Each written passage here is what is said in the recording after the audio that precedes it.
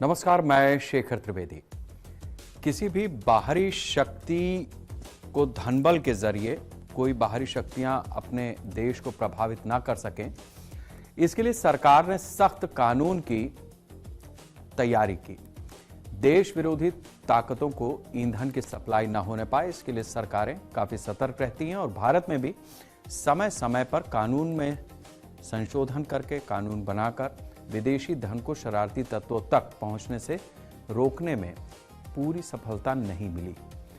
अब सरकार ने एफसीआरए बिल लाकर नियम कानून को और ज्यादा कड़ा करने का प्रयास किया तो विपक्ष ने हंगामा शुरू किया।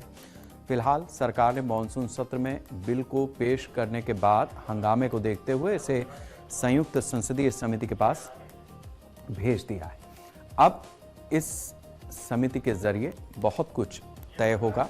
सबसे पहले एफसीआरए बिल को लेकर सरकार की तरफ से क्या तैयारी है और इससे पहले इस कानून पर किस तरीके के बदलाव हुए हैं, ये समझते हैं। भारत में पहला एफसीआरए कानून 1976 में लागू किया गया। 1984 में संशोधन से विदेशी फंड लेने वाले एनजीओ का पंजीकरण अनिवार्य हुआ। 2010 में नया एफसीआरए कानून बनाकर 1976 के कानून को समाप्त किया गया। 2011 से नया एफसीआरए कानून देश भर में लागू है। मोदी सरकार ने 2016 में एफसीआरए कानून में कई बदलाव किए। बदलाव से कंपनियों के विदेशी निवेश संबंधी नियमों में सामंजस्य आया। 2018 में बदलाव को 1976 से प्रभावी करने का प्रावधान किया गया। 2020 में मोदी सरकार ने एफसीआरए नियमों में बड़ा बदलाव किया। विदेशी फंड पाने वालों के पदाधिकारियों के लिए आधार जरूरी कर दिया गया। विदेशी फंड दूसरे संगठनों को ट्रांसफर करने पर भी रोक लगाई गई। प्रशासनिक खर्च की सीमा 50% से घटाकर 20% कर दी गई। 2026 में सरकार ने एफसीआरए संशोधन विधेयक लोकसभा में पेश किया। प्रस्तावित कानून में विदेशी फंड वाली संपत्तियों के प्रबंधन की व्यवस्था है। सरकार ने जो संशोधन किए उस पर विपक्ष की तरफ से विरोध हो रहा है। संसद में विरोध का कारण एफसीआरए बिल को संयुक्त संसदीय समिति के पास भेजा गया। अब सवाल इस बात का भी है कि एफसीआरए संशोधन विधेयक 2026 में कई बदलाव प्रस्तावित हैं, वो किस तरीके के हैं, उससे क्या फर्क आने वाला है, ये भी हम आपको बताते हैं। विदेशी फंड वाली संपत्तियों के लिए नामित प्राधिकरण बनाने का प्रस्ताव है। पंजीकरण समाप्त होने पर संपत्तियां नामित प्राधिकरण में निहित हो जाएंगी। रजिस्ट्रेशन रद्द, सरेंडर या समाप्त होने पर नियम लागू होंगे। नामित प्राधिकरण संपत्तियों की निगरानी, प्रबंधन और निपटारा करेगा। पूजा स्थल होने पर धार्मिक चरित्र बनाए रखने की बाध्यता होगी। पूजा स्थलों को धर्मनिरपेक्ष या अन्य उपयोग में बदलना प्रतिबंधित होगा। पंजीकरण बहाल होने पर संपत्तियां संगठन को लौटाई जा सकेंगी। निर्धारित समय में बहाली नहीं होने पर संपत्ति स्थायी रूप से निहित होगी। एफसीआरए उल्लंघन में अधिकतम सजा 5 साल तक की हो सकती है। जांच शुरू करने से पहले केंद्र सरकार की मंजूरी जरूरी होगी। पूर्व अनुमति वाले विदेशी योगदान के इस्तेमाल की समय सीमा तय होगी। विदेशी योगदान के इस्तेमाल और संपत्तियों पर नियंत्रण मजबूत होगा। एफसीआरए प्रतिबंधों के दायरे में कुछ नए उल्लंघन भी जोड़े जाएंगे। पंजीकरण समाप्ति के बाद विदेशी फंड और संपत्तियों पर निगरानी बढ़ेगी। विधेयक विदेशी फंड वाली संस्थाओं की जवाबदेही नियंत्रण बढ़ाना चाहता है। एफसीआरए कानून में संशोधन के जरिए विदेशी दान के मामलों में सरकार और ज्यादा पारदर्शिता और जवाबदेही तय करना चाहती है। संशोधन से क्या असर होंगे, ये भी हम आपको बताते हैं। एफसीआरए संशोधन से विदेशी फंड लेने वाली संस्थाओं की निगरानी बढ़ेगी। एनजीओ को विदेशी धन के इस्तेमाल का ज्यादा विस्तृत हिसाब देना होगा। सालाना रिपोर्ट में परियोजना और गतिविधिवार खर्च बताना अनिवार्य होगा। अंतिम विदेशी दानदाता की पहचान भी रिपोर्ट में बतानी होगी। वेबसाइट और सोशल मीडिया संबंधी जानकारी भी रिपोर्ट में देनी होगी। पंजीकरण में संस्था का उद्देश्य और कार्यक्षेत्र स्पष्ट करना होगा। ट्रस्टों को विदेशी फंड वाली संपत्तियों का रिकॉर्ड ज्यादा व्यवस्थित रखना होगा। पंजीकरण समाप्त होने पर विदेशी फंड से बनी संपत्तियां प्राधिकरण संभालेगा। पंजीकरण बहाल होने पर संपत्तियां और अप्रयुक्त धन वापस मिल जाएगा। बहाली नहीं होने पर संपत्तियां स्थायी रूप से सार्वजनिक उपयोग में लाई जाएंगी। पूजा स्थलों की धार्मिक पहचान सुरक्षित रखने की कानूनी शर्त होगी। अल्पसंख्यक संस्थाओं पर नियम धर्म के आधार पर अलग नहीं होंगे। धर्मार्थ संस्थाओं के लिए जवाबदेही भी बढ़ेगी और अनुपालन का बोझ भी। सरकार का दावा है कि संशोधन पारदर्शिता और जवाबदेही मजबूत करेगा।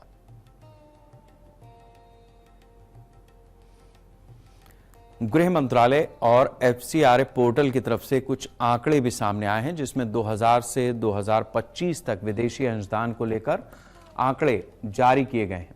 उसको भी समझते हैं।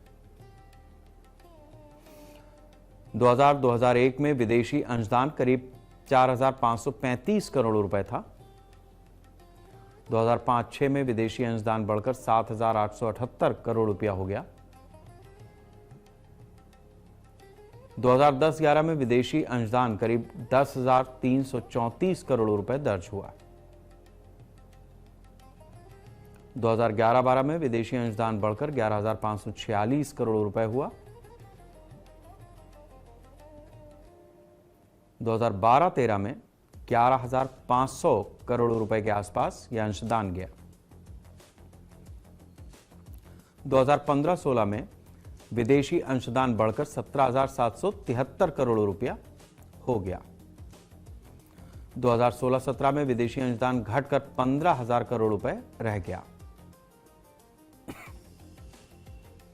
2017-18 में 16,940 करोड़ रुपए विदेशी अंशदान दर्ज किया गया। 2018-19 में 16,525 करोड़ रुपए यह अंशदान रिकॉर्ड हुआ। 2019-20 में 16,306 करोड़ रुपया विदेशी अंशदान से आया।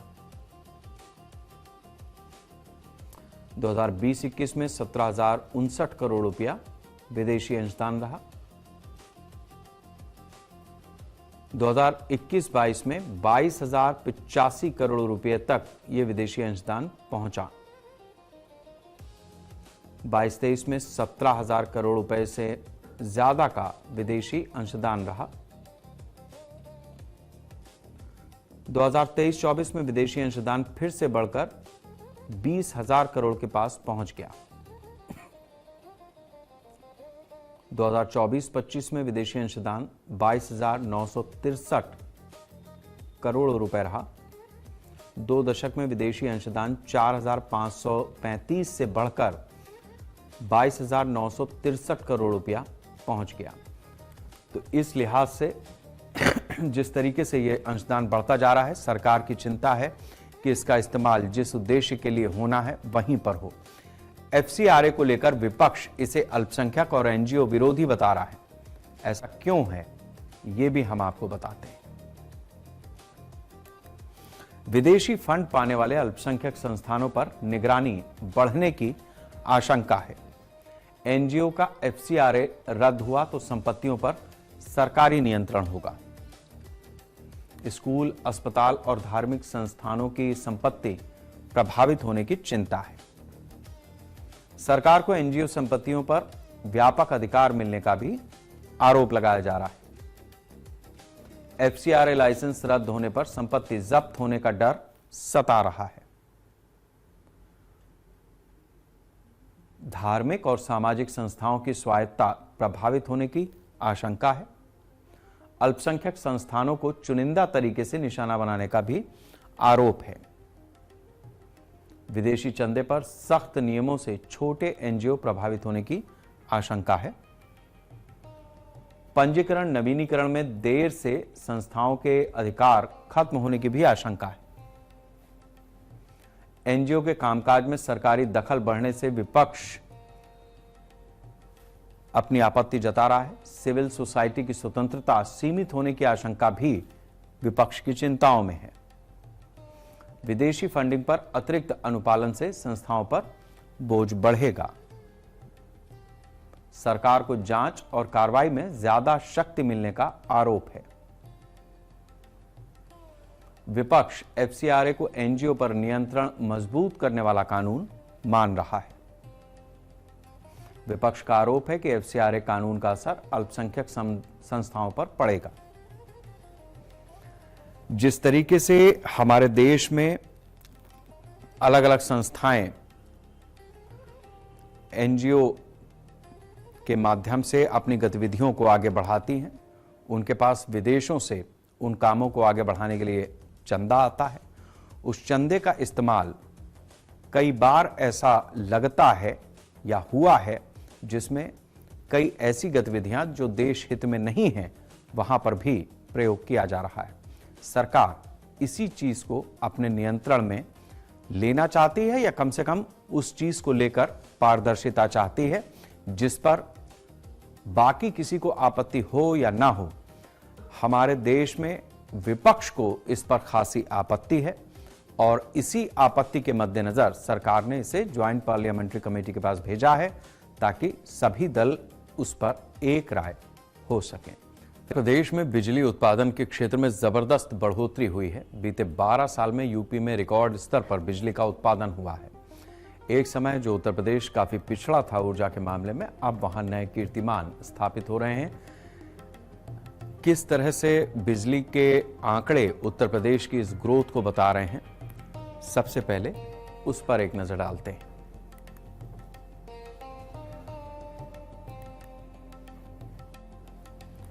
घाटमपुर में 1980 मेगावाट क्षमता का नया तापीय संयंत्र विकसित किया गया है। खुर्जा में 1320 मेगावाट क्षमता का सुपर थर्मल पावर प्रोजेक्ट विकसित किया गया है। ओबरा सी में 660 मेगावाट की नई इकाई स्थापित की गई। जवारपुर में 660 मेगावाट की नई तापीय इकाई शुरू की गई है।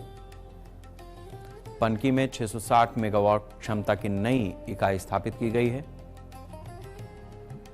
घाटमपुर परियोजना की तीनों इकाइयों से उत्पादन शुरू कर दिया गया है। पछवाड़ा कोयला खदान विकास के लिए 2242 करोड़ रुपए मंजूर किए गए हैं। पछवाड़ा कोयले से घाटमपुर की उत्पादन लागत घटाने का लक्ष्य रखा गया है। ओबरा डी में 1600 मेगावाट विस्तार की योजना भी बनाई गई है।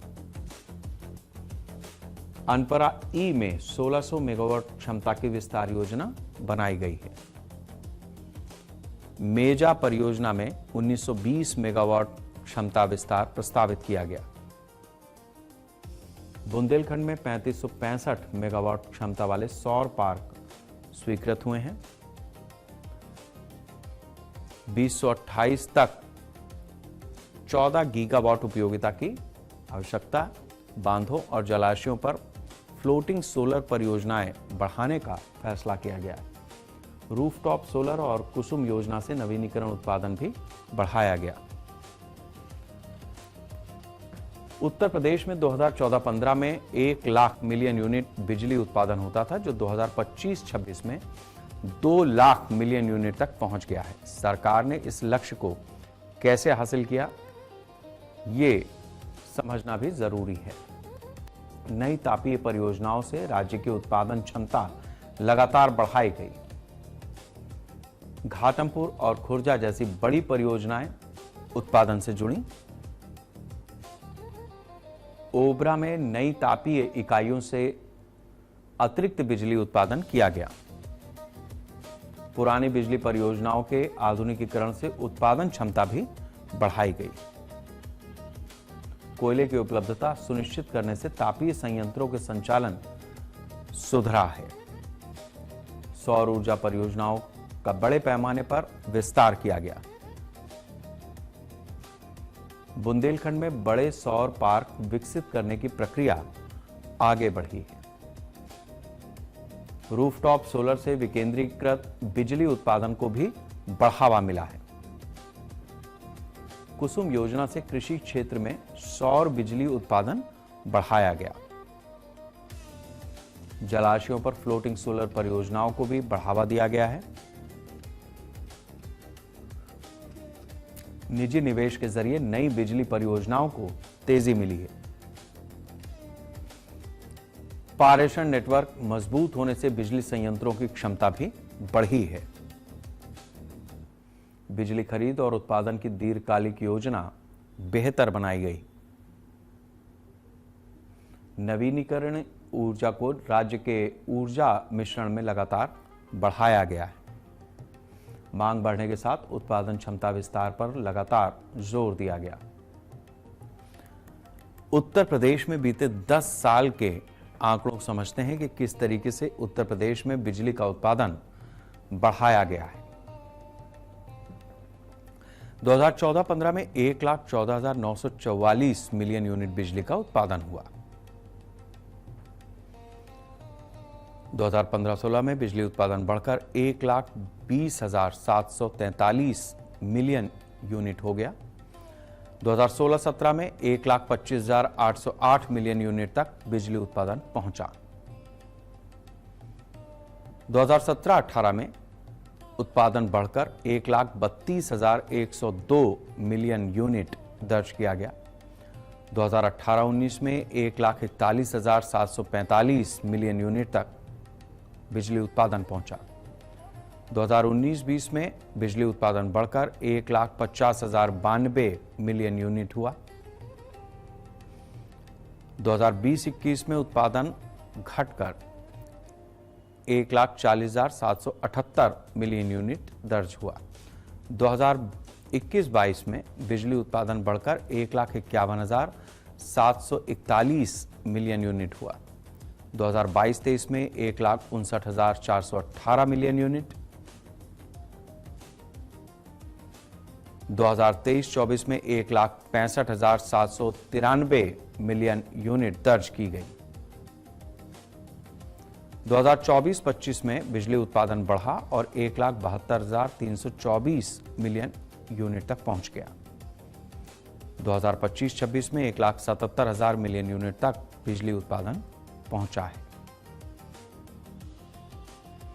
12 वर्षों में उत्पादन करीब 62,280 मिलियन यूनिट बढ़ा है।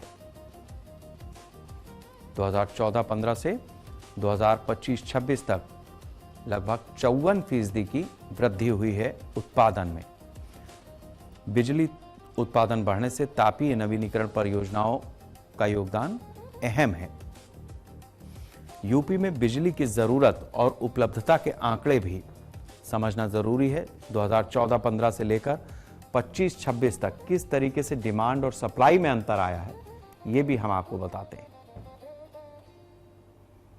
2014-15 में बिजली की जरूरत 1,03,179 मिलियन यूनिट थी। तब बिजली की उपलब्धता सिर्फ 87,062 मिलियन यूनिट थी।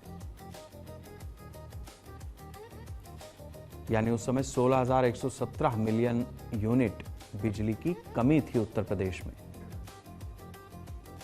यह कमी कुल जरूरत के करीब 15.6% के बराबर थी। 2025-26 में बिजली की जरूरत बढ़कर 1,63,501 मिलियन यूनिट हो गई। इस वर्ष बिजली उपलब्धता बढ़कर 1,63,475 मिलियन यूनिट तक पहुंची। जरूरत और उपलब्धता के बीच अंतर सिर्फ 26 यूनिट का रह गया।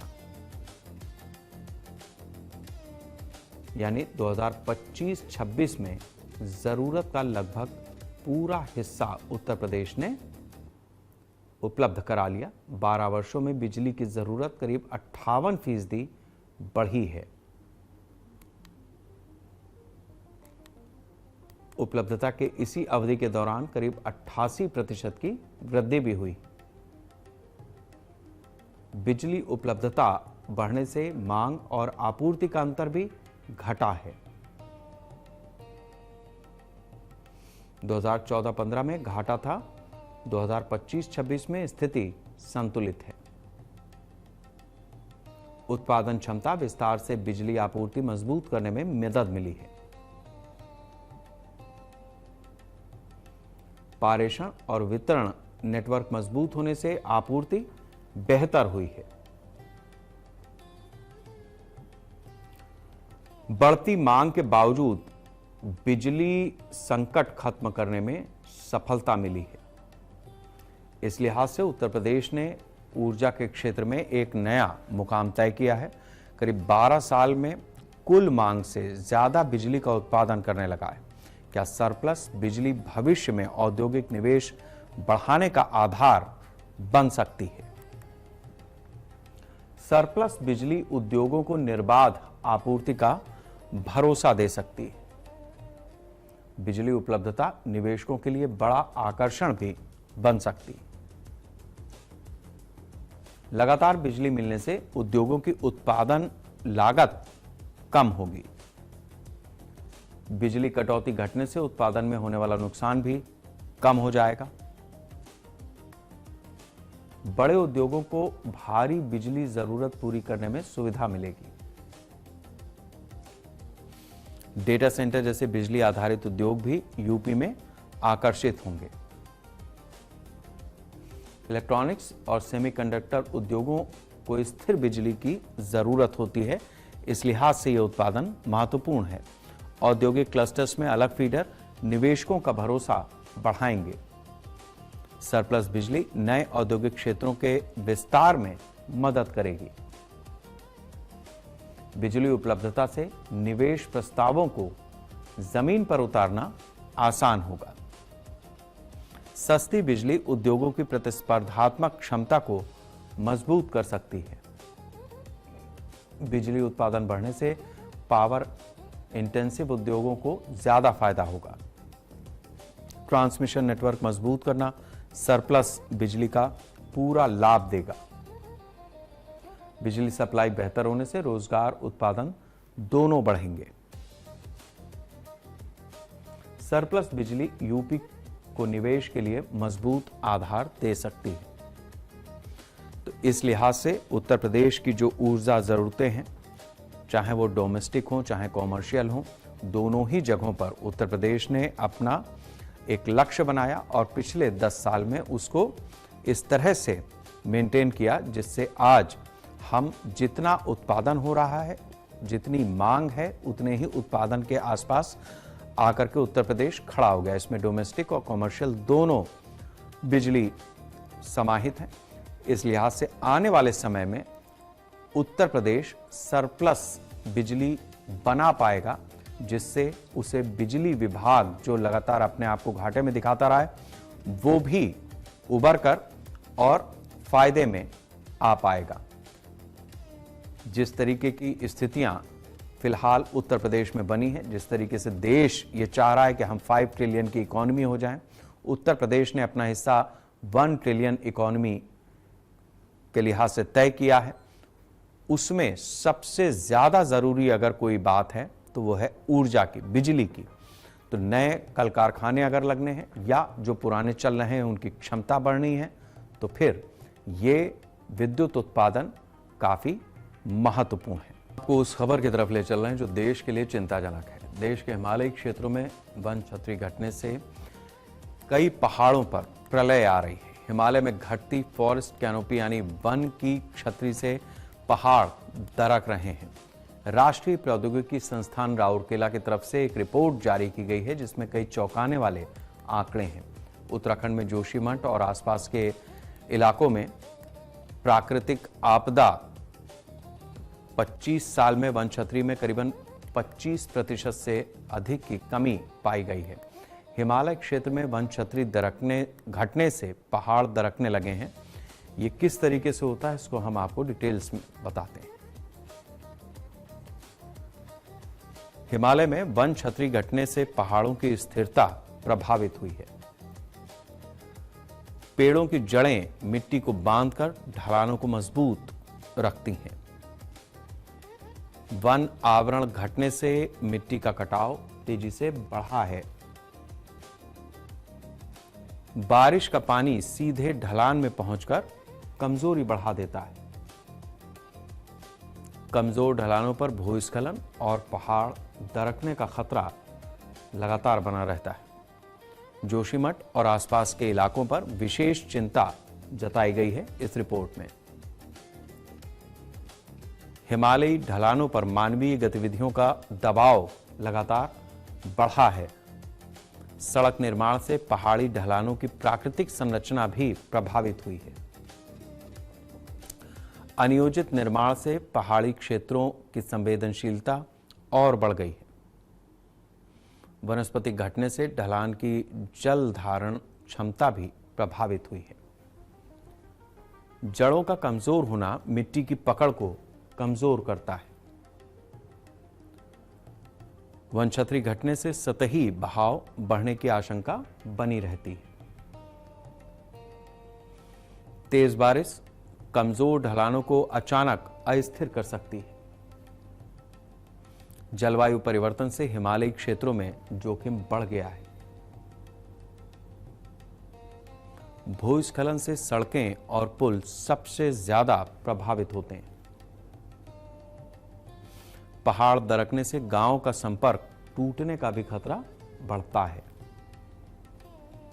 पर्यटन विस्तार से संवेदनशील क्षेत्रों पर अतिरिक्त दबाव बढ़ा है। हिमालयी शहरों में वैज्ञानिक भू उपयोग योजना बहुत जरूरी है।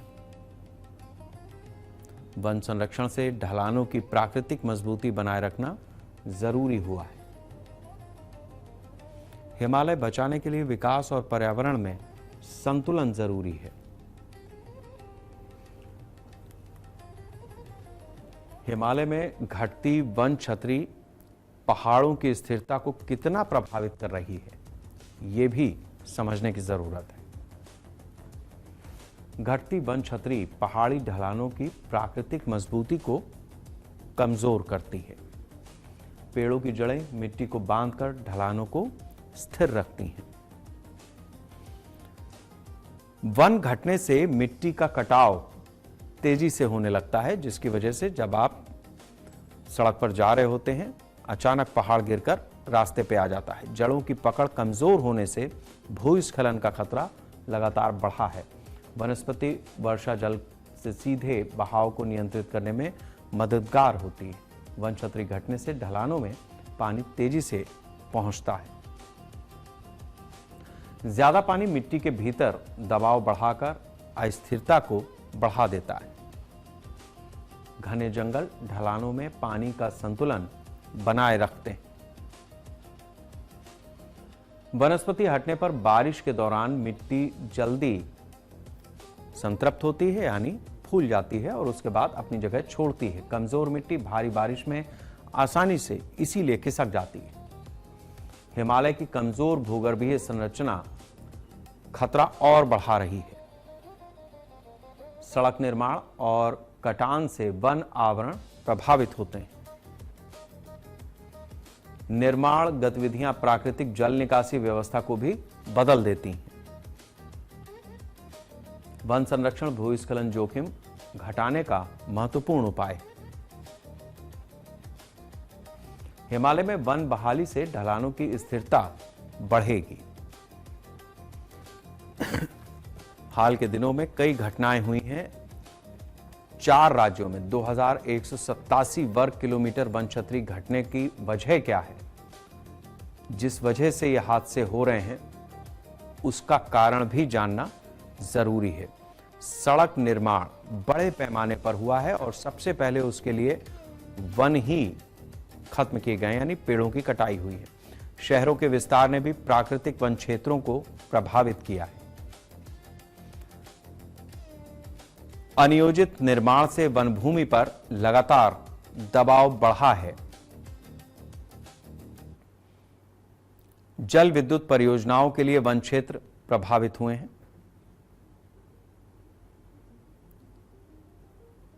पर्यटन विस्तार से पहाड़ी इलाकों में निर्माण बढ़ा है। कृषि विस्तार के लिए कई जगह जंगल साफ कर दिए गए।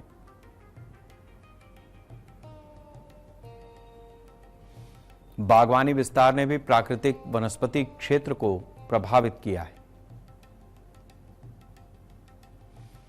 जंगलों में आग लगने से वन छतरी को नुकसान पहुंचा है। जलवायु परिवर्तन से वनस्पति पर अतिरिक्त दबाव बढ़ा है।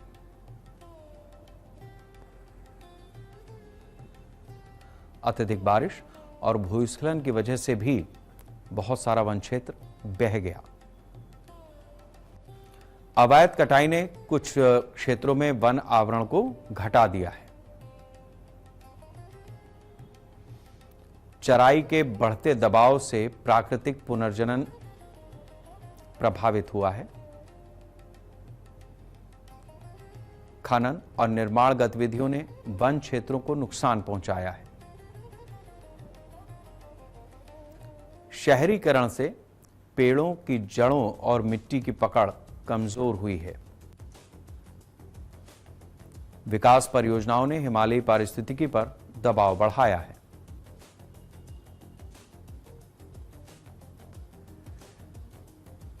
वनों की कमी से मिट्टी पर लगातार दबाव बढ़ा है और इसी की वजह से जो स्थितियां आज हमें दिखाई दे रही हैं वो पहले से कहीं ज्यादा गंभीर हैं।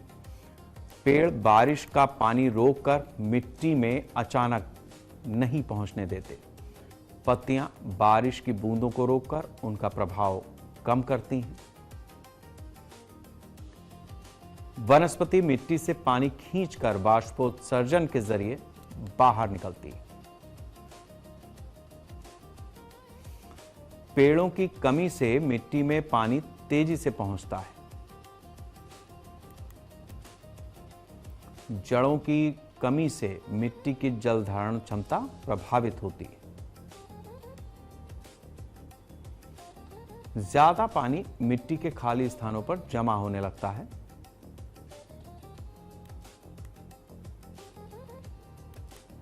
लगातार बारिश से मिट्टी धीरे धीरे अपनी जगह छोड़ती है। संतृप्त मिट्टी में पोर वाटर प्रेशर तेजी से बढ़ता है। पानी बढ़ने से मिट्टी के कणों की पकड़ भी कमजोर होती जाती है। पोर वाटर प्रेशर बढ़ने से मिट्टी की प्रभावी मजबूती घट जाती है। कमजोर मिट्टी में ढलान के खिसकने का भी खतरा बना रहता है।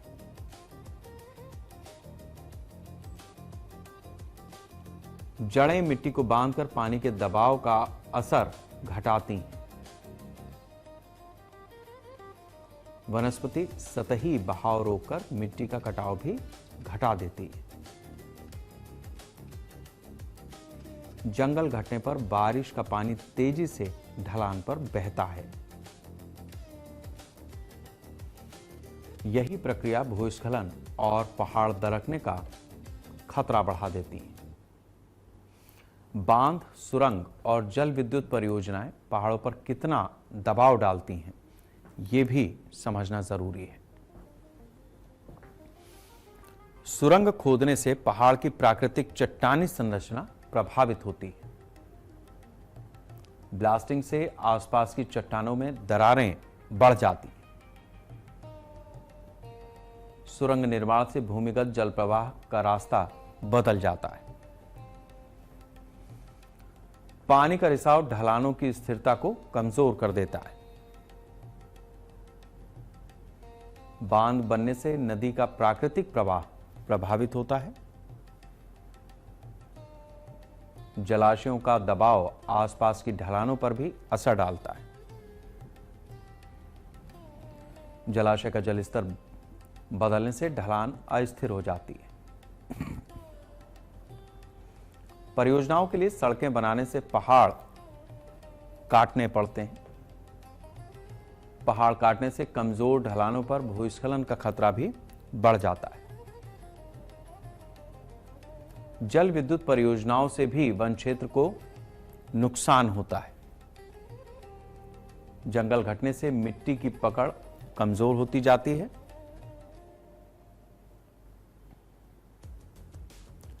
कमजोर भूगर्भीय क्षेत्रों में निर्माण जोखिम और बढ़ जाता है। भूकंप के दौरान परियोजना प्रभावित क्षेत्रों में यह खतरा कई गुना बढ़ जाता है। भारी बारिश कमजोर ढलानों की अस्थिरता और बढ़ा सकती है। वैज्ञानिक जांच और निगरानी से परियोजना जोखिम नियंत्रित किया जा सकता है।